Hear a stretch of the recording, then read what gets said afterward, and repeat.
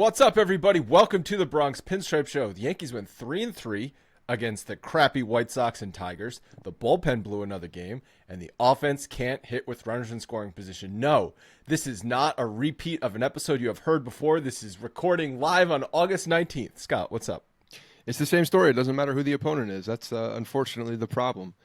Little League World Series, vibe was cool.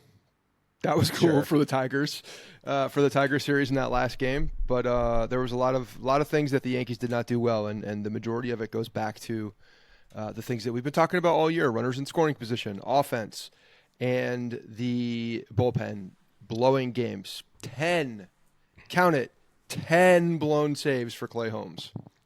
Bad. I said this last night in our group chat.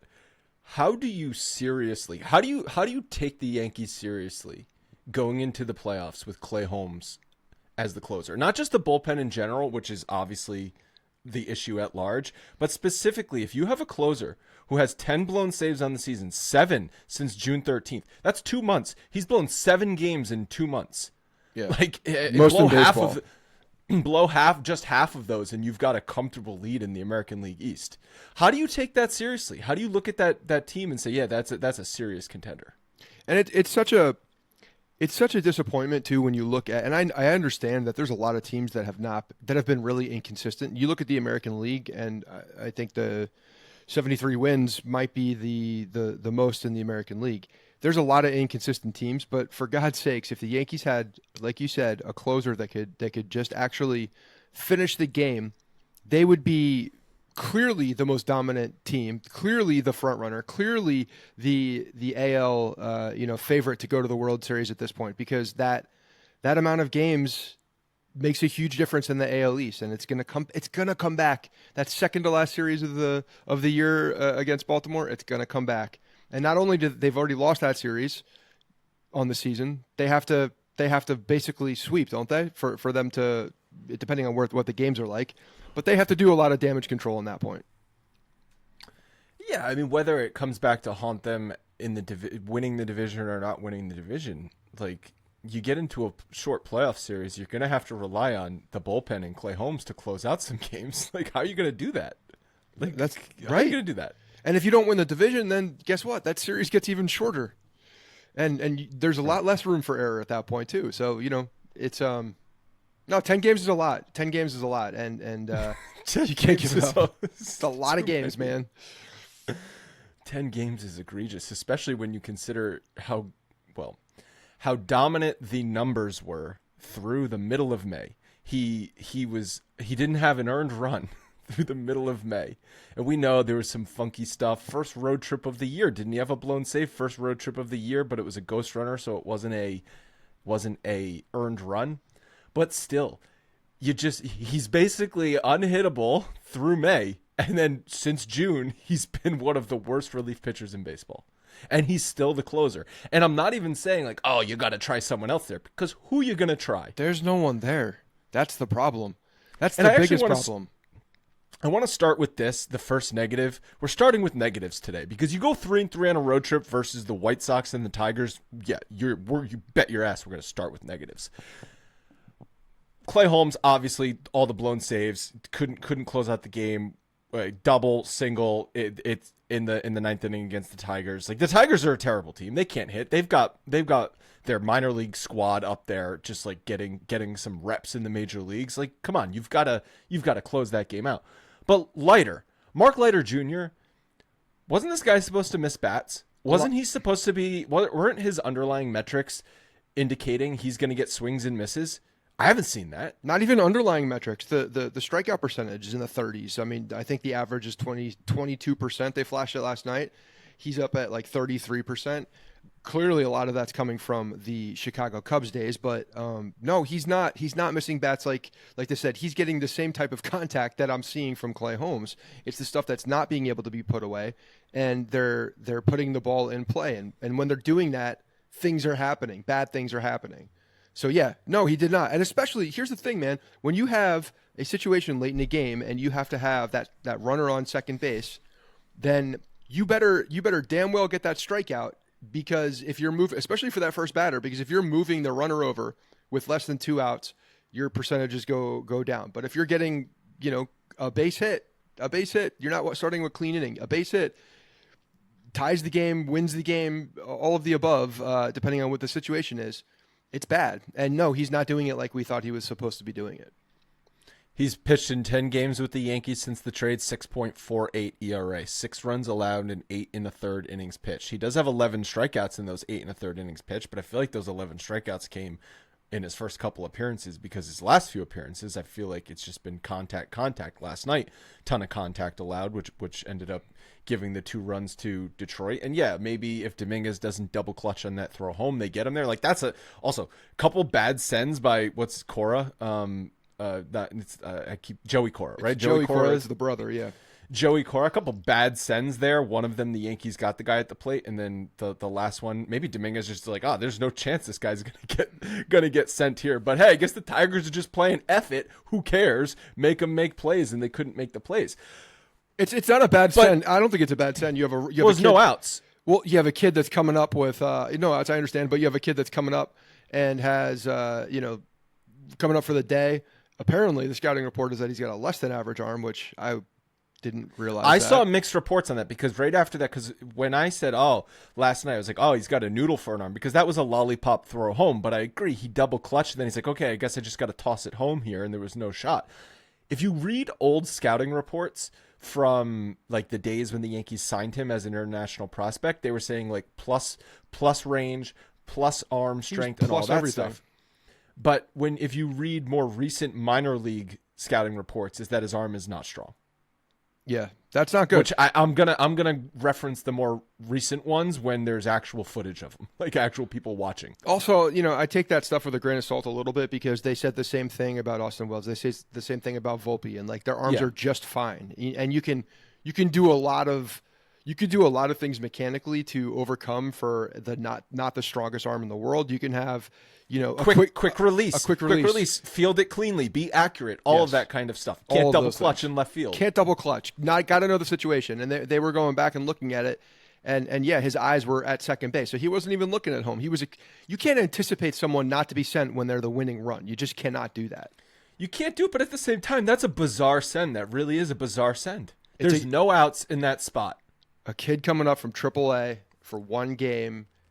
That had a scouting report that you run on him, and they took him by surprise. At that point, that's also part of the send, right? The surprise angle of the send, also part of the send. But getting back to Leiter Jr., like that's their bullpen acquisition at the deadline. And you've said in recent episodes, this bullpen in October is going to look way different than it is now. Maybe Efros comes back. Maybe Trevino comes back. Maybe they add some starting pitching.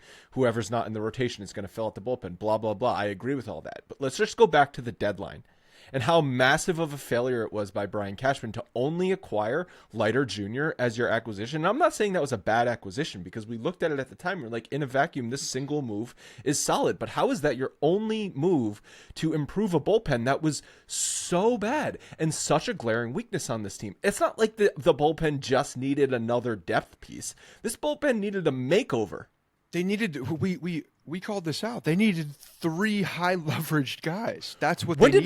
When did we start saying that? Like I April was 10th? Talking about it, in spring training. Coming out of spring training, this was a topic of conversation. The fact that they were breaking camp with the names that were in that bullpen. It was shocking to me that they were there. And by the way, fact check, they added another pitcher, De Los Santos, who also was a deadline acquisition, but no longer on the team and has been since claimed off of waivers by the Chicago White Sox.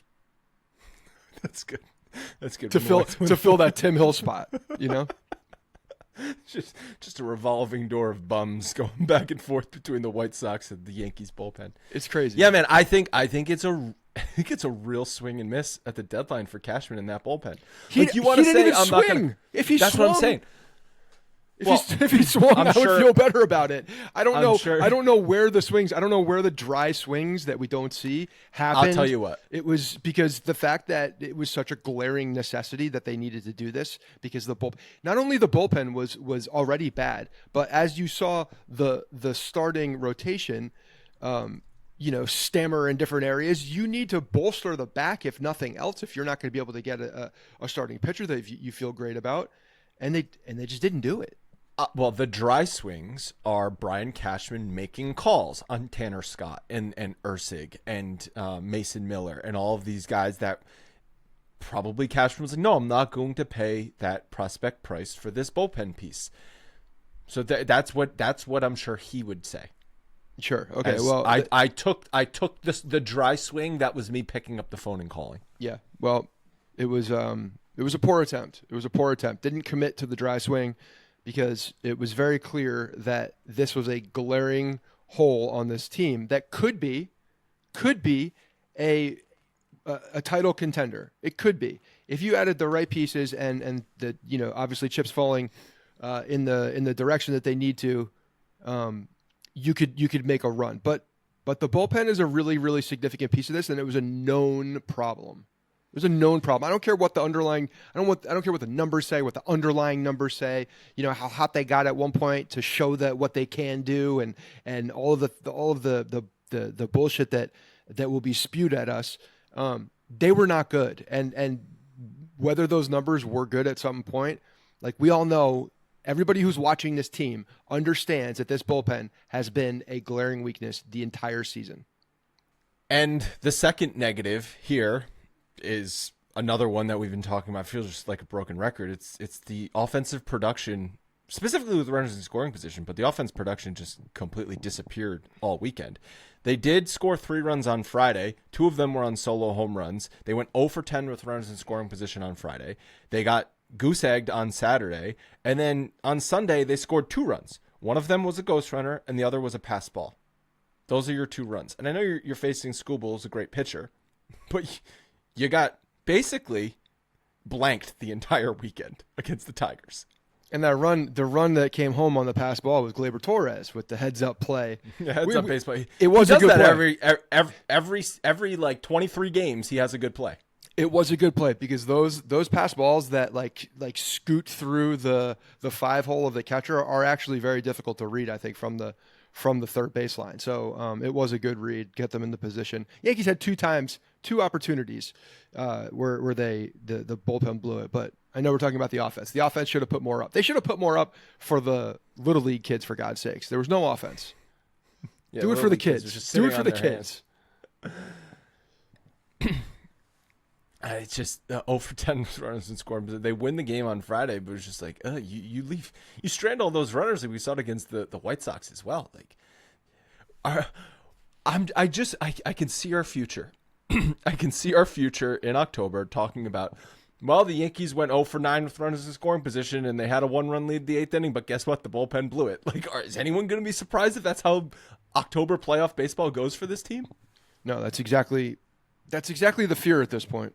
Is that these tight games? Because guess what? All games for the majority of the time, not all games, but a lot of the games in the postseason are tight games. They're tightly contested games, and they're nail biters, and they're situations that you got to get out of because there's good hitters and good pitchers on both sides. So the bullpen becomes a massive piece in how you make a deep run. Yeah, playoff baseball comes down to, do you get the hit or the key execution with runners on base to score key runs in your limited chances that you're going to have? And do you shut the other team down in those key spots, specifically like 6th, 7th, 8th, 9th inning when the game is close and late? And I don't feel good about the Yankees' chances or the Yankees matching up in either of those 2 spots. Like, you want to say, I trust the top of the rotation with Garrett Cole against anyone? Of course. You want to say the lineup that they got the 2 best hitters in the league and maybe someone else gets hot. Maybe Austin Wells is there. Maybe whoever. Maybe you can score some runs early. But like ultimately it's going to come down to some key situations that this team has not been able to execute. And I know the players have changed over the years, but it's the same problem every single year. 7 years under, is this Boone's 7th year, 6th year? I don't know how many years it is under Boone. It feels like 70 years. Feels like a lot of years. It's the same problems every year. Inability to execute with the traffic on the bases. Yeah, you get the traffic on the bases, and they stay there. Yeah, and the again, like you said, the top of the order is the one that's dependable. You got to get that bottom of the order doing something, and at least DJ at the bottom of the order, first pitch, 1 pitch, hits a hard ground ball through the hole, gets the job done. If nothing else, moves the runner over. It found the outfield, and he gets the run in. But like that type of hitting is going to have to happen consistently, and it's and yes, that's been the Achilles heel for the playoffs for the Yankees over the last 6-7 years. And the lineup, isn't it just still two guys? It's two guys, and then someone else has had some spurts. Wells had a good 2 months, but he's not going to start anymore, apparently. Yeah, I know. There's a 50-50 split now. Like, Austin Wells has legitimately been the Yankees' third best hitter for 2 months. Yes. It's not close. He's definitely been that guy. He needs to be the starting catcher, and Trevino needs to play 1 day a week. What are we doing here? I don't know. The fact that they came back and immediately went back to a 50-50 split is concerning, because you're right. Austin Wells is the starting catcher on this team and needs to be moving forward 100%. Like, Trevino catches Cole. Okay, so that's going to be a thing. Yeah. I guess. That's a thing. So Cole's got his guy again. Okay, he's got Trevino, the backup catcher. So that means Trevino's going to be starting game 1 of the playoffs. Yep. So assuming Stanton's healthy and DHing, we're not going to have our third best hitter in game 1 of the playoffs. Well, you're going to have a right-handed pitcher, and you're going to DH him so that you have both of your catchers in. But then you can't do that. So then Stanton's going to sit? Yeah. You can't even do that, though. You can't even DH your second catcher, because then you're putting yourself in a bad situation. So the Yankees' third best hitter is going to be on the bench to open the playoffs. Yeah. And if it's a 3-game series, if you're playing a wild card series, you're basically saying our protection for Soto and Judge is going to ride the pine for 1 of 3 games. If this goes down that way, yes, that's exactly how that's going to look. Yeah. This is asinine. How a guy? Logan? Can you go pull up what Austin Wells' numbers were? Just get his OPS in the stretch that Trevino was down. I'm gonna take a stab. It was like 880 or something like that, 860. Like, really, really great production. Take a seat, kid. We've got Trevino back. Over the next 2 weeks, if we do see a 50-50 split, I'm gonna. All signs are pointing towards that. It's going to drive everybody insane, because when you look at, you're right, the only guy that's been protecting this lineup, those first 2 guys that are up there, and you're sitting him because of no reason, because of insert answer here. There's no answer. There's no answer there. There's no answer there. Austin Wells is even, showing that he is a very, very good defensive catcher compared to what everybody thought he was going to be. You're not giving up a ton on the defensive side either. In fact, you have more of an arm on the base paths with Austin Wells. So it's stubbornness is what it is. And when I look at this team and their struggles are based on being stubborn, I got a real problem with that. And it seems like it happens all the time. 896 with a 309 batting average in 27 games since Trevino was out. How do you take that out of the lineup? I don't care about the matchup either. I really don't. The lefty ready, who gives a shit? Because he is not only is he a far superior hitter to Trevino, he's the third best hitter on the team. You don't platoon the third best hitter on the team. No, you don't. No, starting catchers can still be a thing. It's not like you have to baby the catchers so that they get, they have fresh legs all the time. They have the ability to do this. They have the ability to play every day. They've been doing it for a very long time. I think that gets overblown. There are plenty of catchers that have been everyday guys that have been good enough and very good into the playoffs on a given year. In fact, he's had a ton of rest on his legs because of the 50-50 split right now. Might as well take advantage of that and use this during the run. And you know what's bothering me so much is that even if it's just like Boone comes out and says, we want to get Trevino back into it, wanting to get him back into the groove, into the team, into the pitching staff and all that. This is such a big opportunity this month with the teams that are in front of you that you need to take advantage of all of these matchups. The fact that they went 3-3 against the White Sox and the Tigers is if that is scenes from the rest of the month as well, and we're just seeing that trend go on, they're not taking advantage of that opportunity. And I can look back at little things like this, not scoring with runners in position. Well, you have Austin Wells sitting on the bench, so you're decreasing that opportunity at that point. There's no sense of urgency, and this is one of those problems that we've talked about with Boone for a very long time. A sense of urgency doesn't have to come in the bottom of the ninth inning with a runner on first base to move him over, to get on first base, or the playoffs. It can come at a time like this where you realize what's in front of you. You know that it's going to be a dogfight. You know that you're in a position that's not ideal with the Orioles, given the way that the season series has gone. You need to take advantage of this and win games. You got to win games now. It matters. It's not just the lack of sense of urgency. Where's the reward for a player performing? Yeah, that's the other side of it. You're right. It's like the accountability piece. If a guy's struggling, like, where's the accountability? Verdugo's been awful. Glaber's been awful, but you just keep starting them and leading them off and batting them in key spots every single day. On the flip side of that, a guy literally has a 900 OPS, and you're like, you're not going to reward that? Imagine if Wally Pipp got his job back. Yeah, right. You know what I'm saying? Like, what are we doing? Look at Yankees history. There's a guy named Wally Pipp that's used for this instance. It's just, you don't give him his job back. Does Boone know that? It's like, fundamentally, I disagree with so much of how Boone and the Yankees operate this team. Yeah.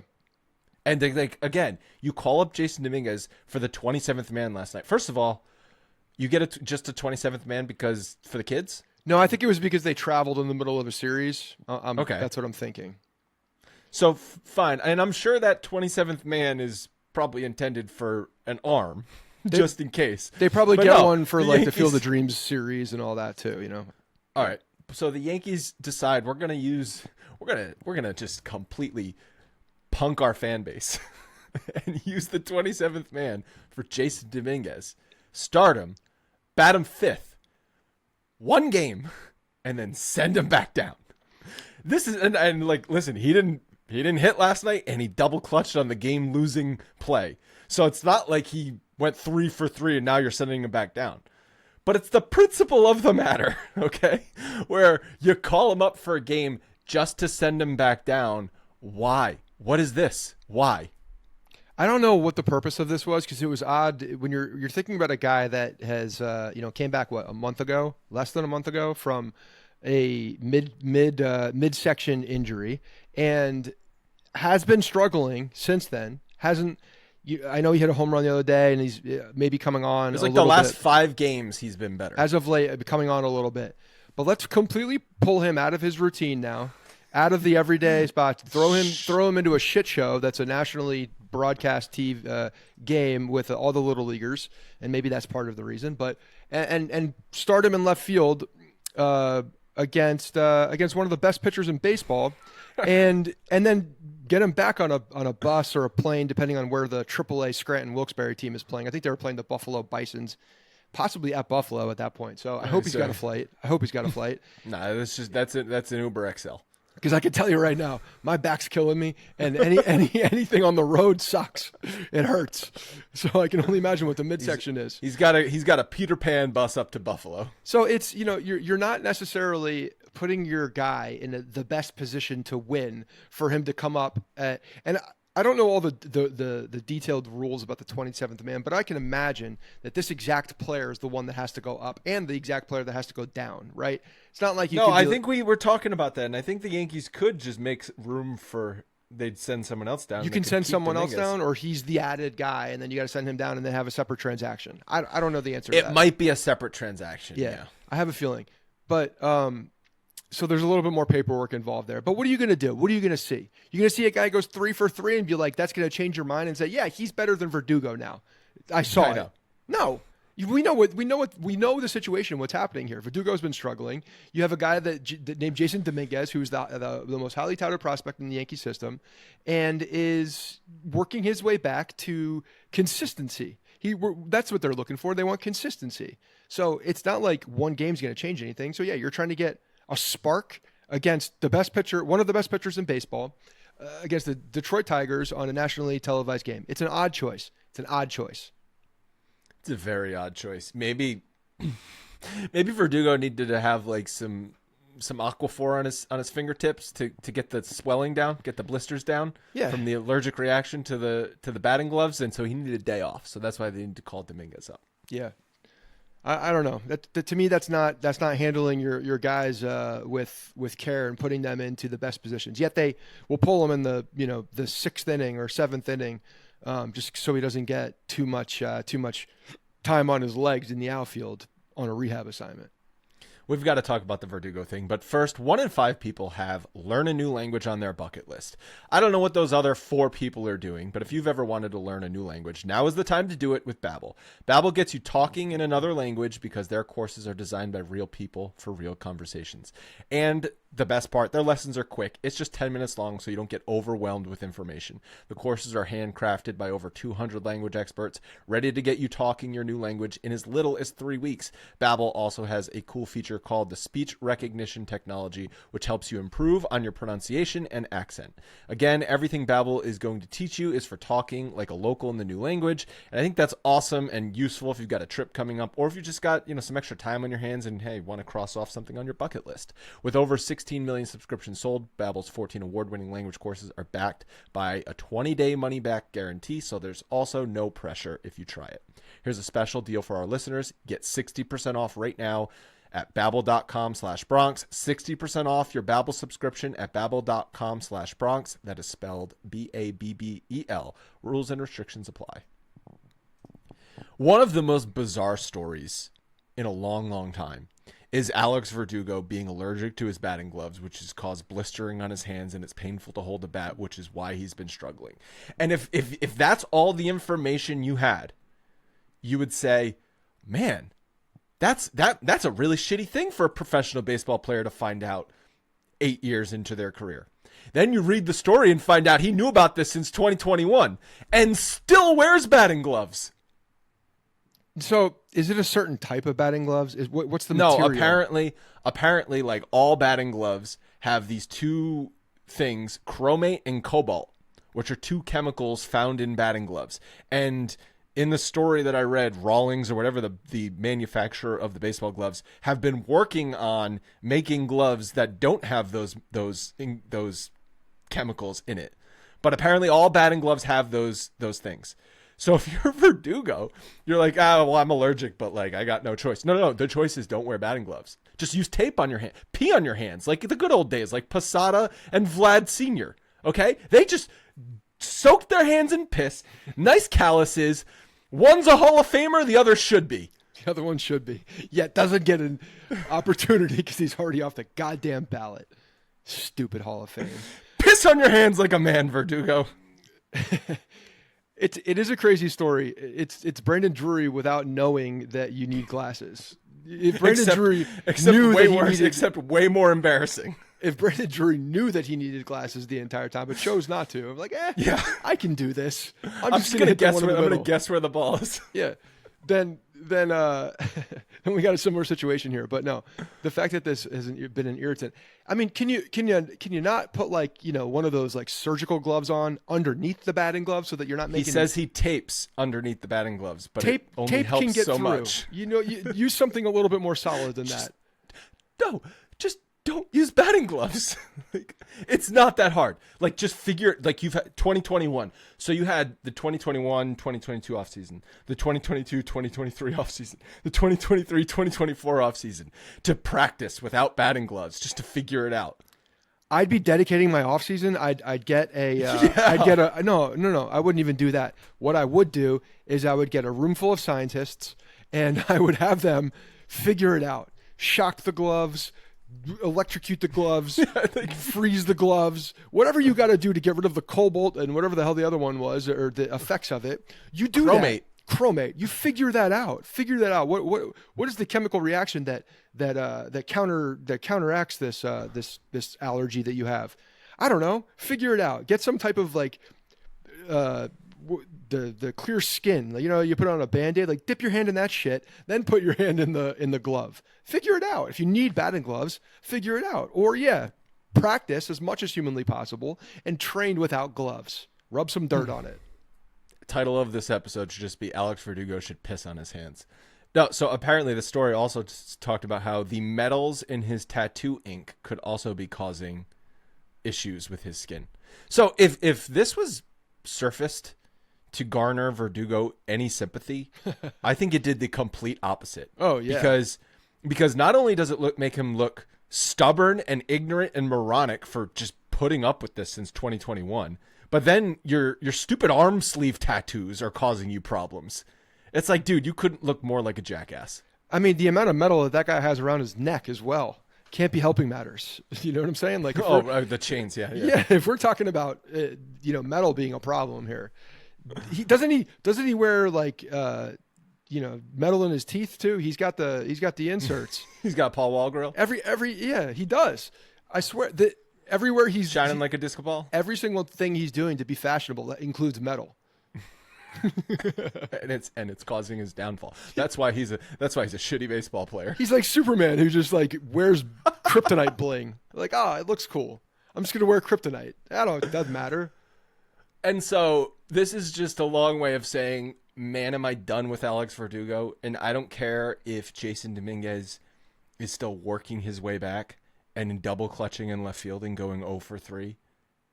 0 for 4 with 3 strikeouts. I'm ready for him instead of Mr. Allergy himself. It's a case of anybody else is better at this point. But when you have anybody who's the anybody that you're talking about as that person is the number one prospect in your organization, has all the talent in the world, then that makes it even easier for that to be a decision. But you know what's going to happen.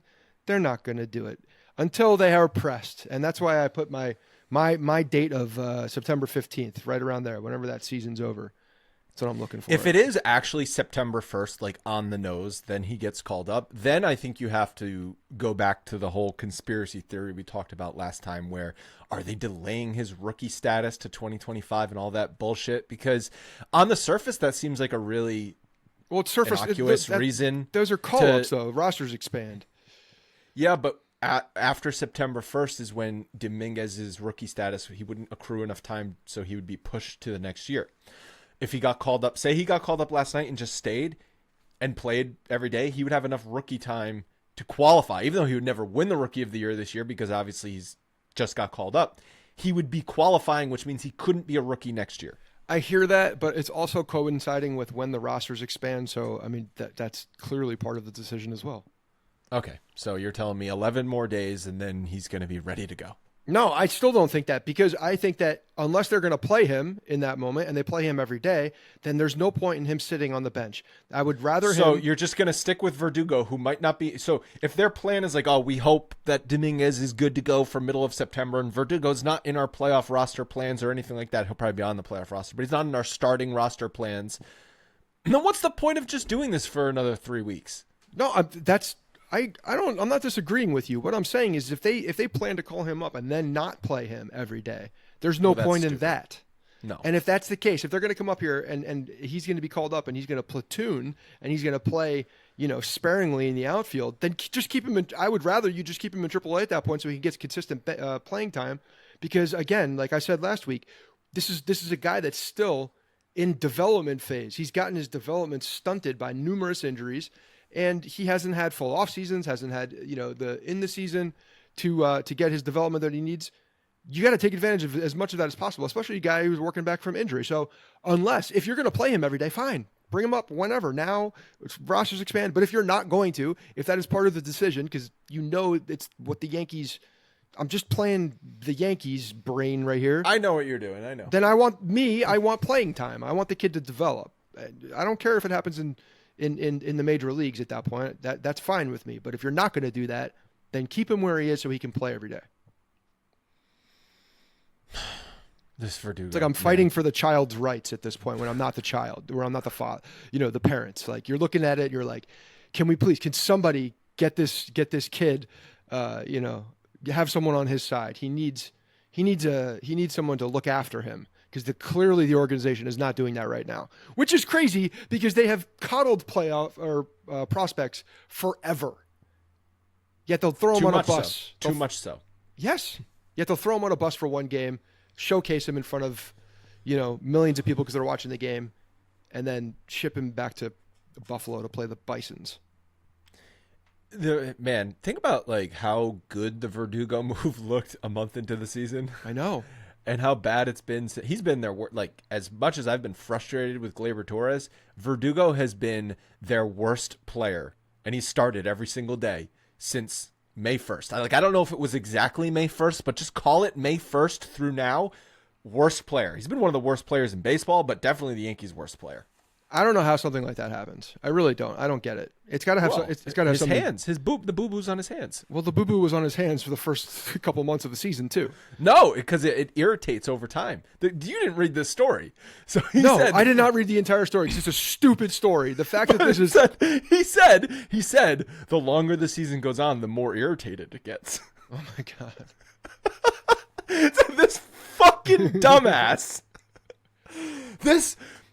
Such a goddamn dumbass. Can he reset? Can we reset the clock here? Like take a oatmeal bath or a bath in tomato juice or sauce, whatever the hell, or your parents made you do when you like got sprayed by a skunk. Something. So every time he goes out there in a game and puts the batting gloves on, he's like, "Well, one day closer to sucking.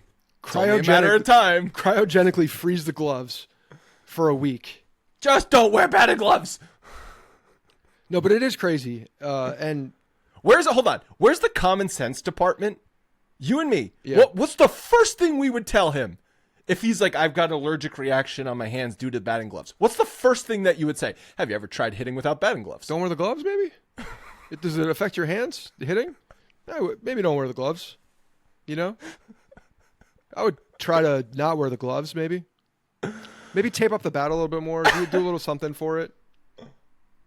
A little pine tar. They were just showing the George Brett thing during a weather delay of the Little League World Series. Maybe that. I don't know. Figure it out. A little rosin. Something different. Just try something different. They're not checking the hands of the batters every inning. They're checking the hands of the pitchers. So use the shit that they were using that was sticky stuff. Yeah, go get some spider tack. Throw that shit on your hands. He's just running down the base trying to get the bat off of his hand. And figure it out. You're looking for grip. Go do it. If your calluses rip off your hands and they're still attached to the bat, then Jason Dominguez can come up and play. As I get older, I'm like older in life. There's more shit to deal with. Like I've got a 3.5-year-old who is torturing me physically and mentally now, and I've got a 1-year-old who's now starting to walk and learning from the 3-year-old and how to torture. And I have got no time for dumbasses just wearing batting gloves even though they're allergic to it. I've got no time for that. Yeah, I don't know, man. There's not much to say there. There's not much to defend, and you're right. There's no possible way that this article was put out there to get any sympathy from Alex Verdugo. There's no way. Well, no, I think it was, but it way backfired. Whoever decided whatever PR team decided that was a good idea is a bad PR team. It's a very bad PR team. All right, well, we took a little detour there, but the third negative from the series is Carlos Rodon. Not going to spend too much time on him. He was just bad. He was leaving pitches up in the zone. He couldn't get through the fourth inning, 7 hits, 4 runs. He had been on a streak of good starts because I think he was one of our positives last time he pitched. Yeah. But he was having long at-bats against hitters. He had a 13 pitch at-bats against Baez, who ended up striking out. But you could just see he was gassed. He was leaving all of his pitches up in the zone, and the Tigers were just putting bat on ball. It was just a bad start. So it was a bad start. And that's what we're chalking it up to, right? Chalking it up to a bad start because he's earned himself a little bit of grace because of the good starts, right? I think I've decided that I'm not going to watch him pitch in the playoffs. I will listen to those games, but I don't think I can watch it because it's going to drive me too insane. Listening to it, why is that better? Because it's more in the background. It's because I'm not going to just completely ignore a playoff game, but and when he comes out of the game, I'll turn it on the TV, but I can't look at his dumb, sweaty face. And I just can't watch this guy struggle through 3 1/3 innings and bank $170 million or whatever. This is what we should do. Maybe this will be my tryout for WFAN. I'll call the play-by-play of the Carlos Rodon portion of that game for you, so that you can listen to what I say. You're going to listen to the game. You're going to listen to me do it. That's what's going to happen. Just come on here. You're going to be watching the game. I'm going to be watching you call the game. Yeah, you don't have to look at me. I'll turn my we'll make sure that this is like, true terrestrial radio. I'll turn my camera off, and I'm just going to call the game. Who's going to be your Susan Waldman? I don't know yet. Maybe AI Susan Waldman. AI Susan Waldman. I just because it'll be great. I'll hit on all the things that you care about with the Carlos Rodon start. I don't trust him at all. And so I know the numbers prior to this start were all good since his blow up in early June. He had been on a stretch of good starts, and he's got one of the most starts in baseball with, what was it, fewer than 3 runs or whatever. But he's going to be starting game 2 of the playoffs, and damn, do I not trust him. This is like you go back to 2015 when the wild card game, when we knew exactly what the script was before it happened. Was it 15?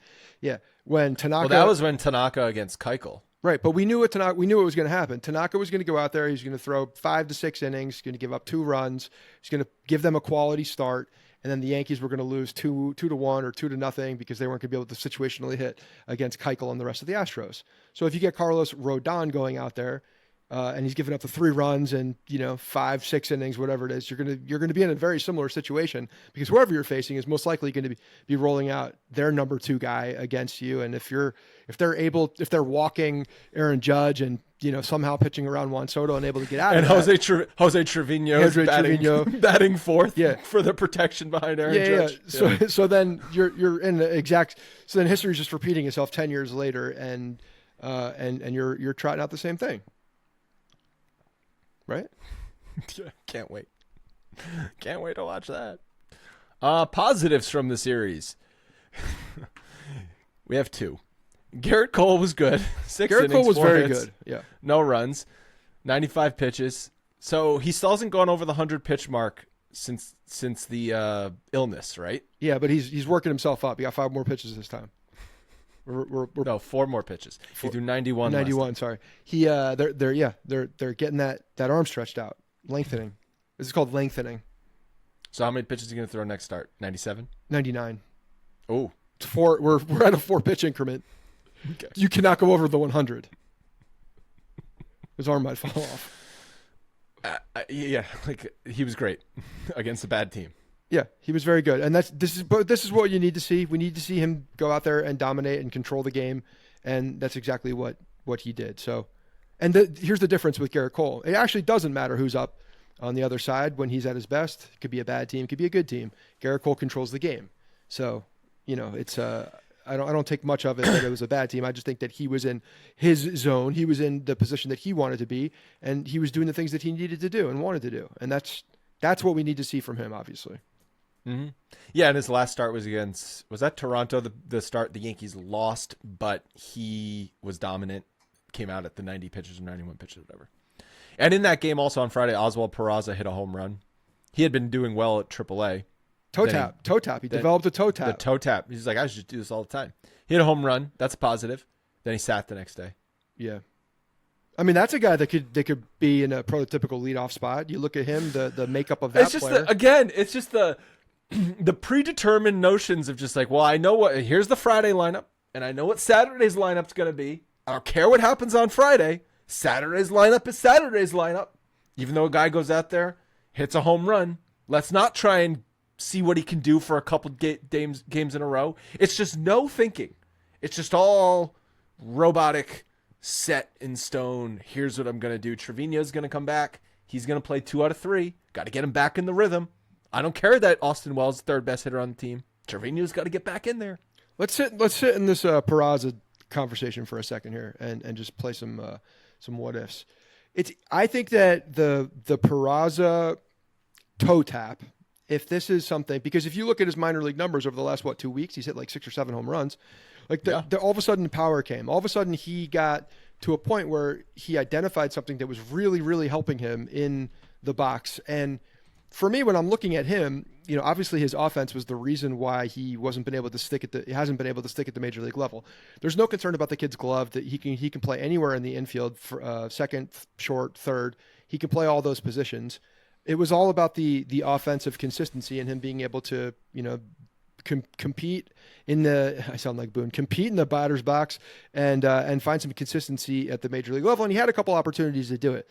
That said, now if he has found something and he's, we saw it on display in the opportunity that he had, that becomes interesting. He becomes an interesting player because the defense is there. If he can actually hit, Logan's grinning because this is his guy that he wanted to see do well. This is something that could be interesting, and just leads me down this path again. That the makeup of this team in 1 month could look very, very different than what it looks like right now, even for a co-first place team, which is crazy to say. But I think you say it could be interesting, but is he going to get any consistent playing time, or is he just going to play once a week and be a backup?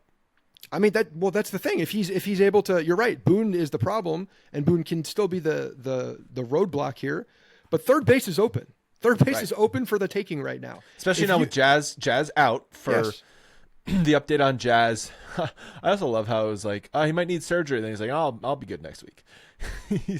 Jazz said that he's expected to start swinging the bat in a day or two, and that he's experiencing no pain since the day after the injury to his elbow. It's 100% realistic that he could return to action as the 10-day stint is up, which would be next week. And Boone kind of softened that a little bit, but it's like, hopefully he continues to be the case, blah, blah, blah. Hopefully we can get him back soon. But okay, so you've got like a week before he's going to be back.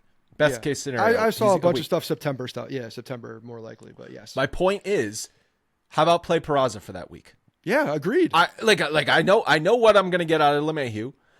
I know what I'm going to get out of Gleyber Torres. Just play Peraza at third base for a week and see what happens. Right. Now is the time. Put him in the leadoff spot too. Why not? Nine spot, leadoff spot, whatever. Just play him every day. Get him 4 plate appearances a day for a week straight. Yes. And let's see how he looks. Yes. Instead of playing him for 8 scattered plate appearances over the next 10 days, which is going to tell you jack shit. I agree. I think that seeing him, if the Yankees coaches believe that he has potentially turned a corner with some new mechanics on the offensive side, he's obviously very much more comfortable. He talks about how this has gotten him to a point, like you can tell he believes it, and that's a huge deal. I just saw a kid riding a bike who's way too old to start learning a bike, but he's learning to ride a bike because he believed in it. Okay, as soon as Kemp said, "I can ride this bike," he rode the goddamn bike. That's it. He rode the bike. And when I'm looking at Peraza, have the ability and belief in himself. We know what he is as a defender. We know what he was as a prospect coming up. And unfortunately, the 4A part of him was shining too bright, and he wasn't able to hit. Maybe he found something. Maybe he had a conversation with Rob Refsnyder, and he's like, you know what? This is what you got to do. Yeah, it's just frustrating because it's probably not going to happen. And once again, it's we have no lane to get Peraza everyday playing time. But also maybe not. Maybe he's not. Maybe he is the offensive player that we all thought he was. And that's the likely scenario. The likely scenario is that he's not an everyday Major League Baseball offensive player. But it doesn't actually change much production-wise on the field from what they're getting. Exactly. That doesn't change anything for the next week and a half. Yeah. Until Jazz is back. That doesn't change anything. Right. So just try it. I agree. And especially when a guy hits a home run, like where's the playing the hot hand? Where's the rewarding the good performance? Where's the accountability? There's just none of it. It's none of it on this team. There's none of it under Aaron Boone. It's awful. It's awful to freaking suffer through. Jazz with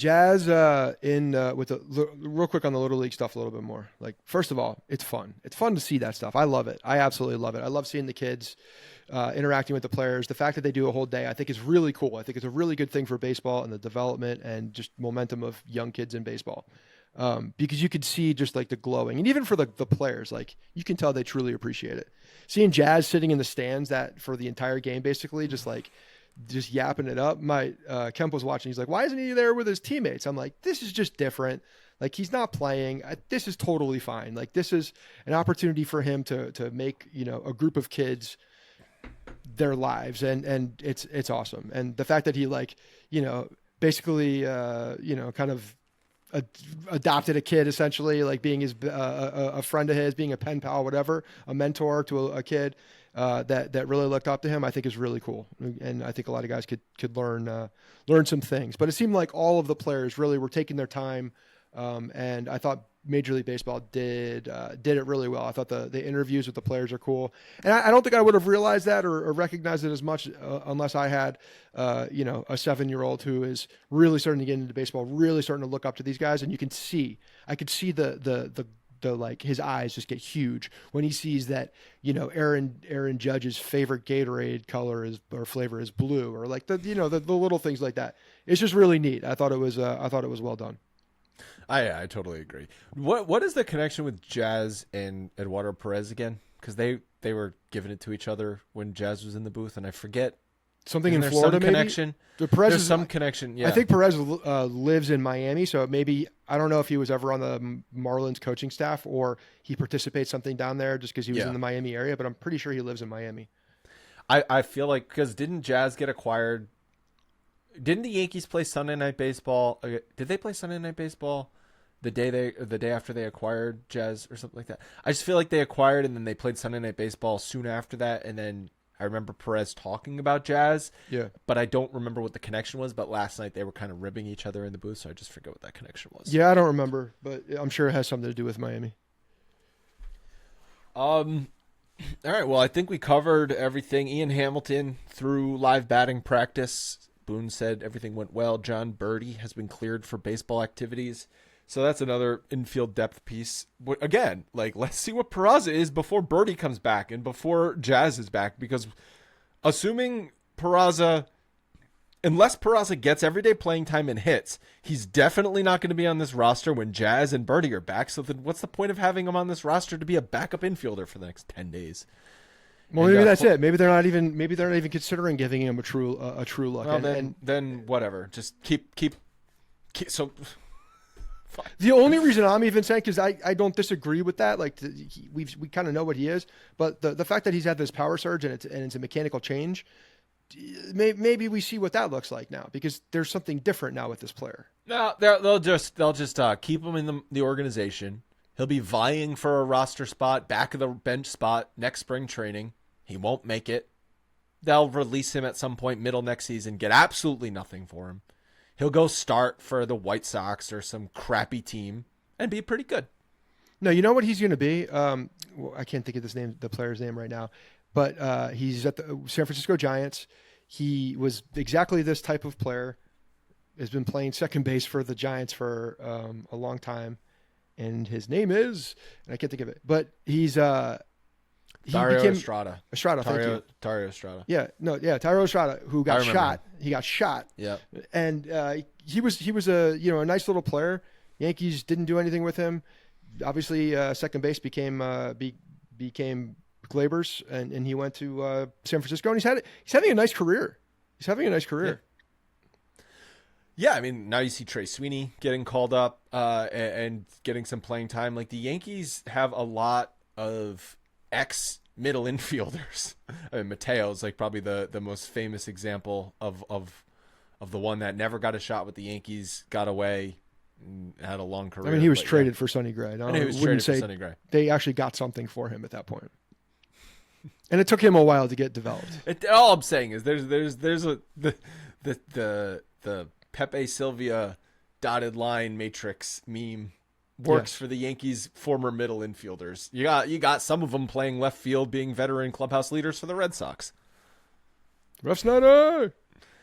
And Clark Schmidt threw his final live batting practice session on Sunday, 45 pitches. Great. So we're we're in rehab situation with him. Perfect. Rehab mode. He's going to rehab. Good. Get stretched out.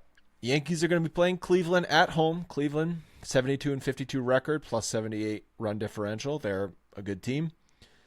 And looks like the pitching matchups are going to be Heel versus Matthew Boyd, and then Nestor Cortez versus a TBD, and then Garrett Cole against Gavin Williams for the 3-game set. They're at Yankee Stadium. They're a good team. I know they've had some struggles as of late, but they're a good team and a pesky offensive team for sure. So this is something that the Yankees are going to have to deal with, especially late in the games. Like they don't get put away very easily. Yeah. And the Yankees bullpen doesn't really put guys away very easily. So that's a Great recipe for disaster. It's a good matchup. Anything else you want to touch on? Mailbags. Submit mailbags to info@bronxpinstripes.com. On Friday's episode after the Cleveland series, we will be doing mailbags. If they're good or bad. If they're bad, we might not do them. But maybe we will, just to embarrass whoever sent it. info@bronxpinstripes.com. Send them in. Check in that email. And yeah, I'm excited for the home series. They need to figure this out and take advantage of some things. Cleveland's not going to be easy. Well, if the White Sox and the Tigers weren't easy, Cleveland's definitely not going to be easy. We'll talk to you guys in a few days.